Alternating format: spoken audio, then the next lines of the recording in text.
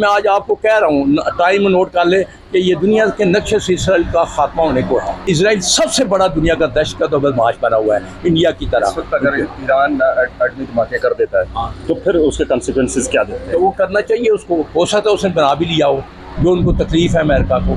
तो इंशाल्लाह ये वक्त आ गया है, ये मेरी बात याद रखे, इसराइल ने ख़त्म होना है। गिला एक है कि हमारे मुसलमान मुल्क कम अज़ कम और जो भी कुछ करें, इत्तेफाक में इतना तो पैदा हो कि एक दूसरे के उसके सरहदात पे हमला ना हो, एक दूसरे के ख़िलाफ़ इस्तेमाल ना हो।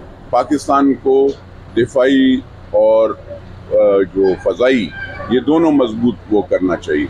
मैं बार बार ये चीज़ें मारता हूँ, तो बदकिस्मती से कुछ लोगों को ये गलत बुरी लगती है, लेकिन ये आपकी घर की हिफाजत है, आपके बच्चों की हिफाजत के लिए ज़रूरी है। बहुत ज़्यादा जुल्म है, ज़्यादती है। सिर्फ इस बेस पे कि जी हमें ख़तरा था कि ये बॉम्ब बना के हमारे ऊपर फेंकेंगे। अभी उन्होंने बॉम्ब बनाया नहीं है, अभी उनके ऊपर फेंका नहीं है, और पहले से इन्होंने ईरान पे हमला कर दिया।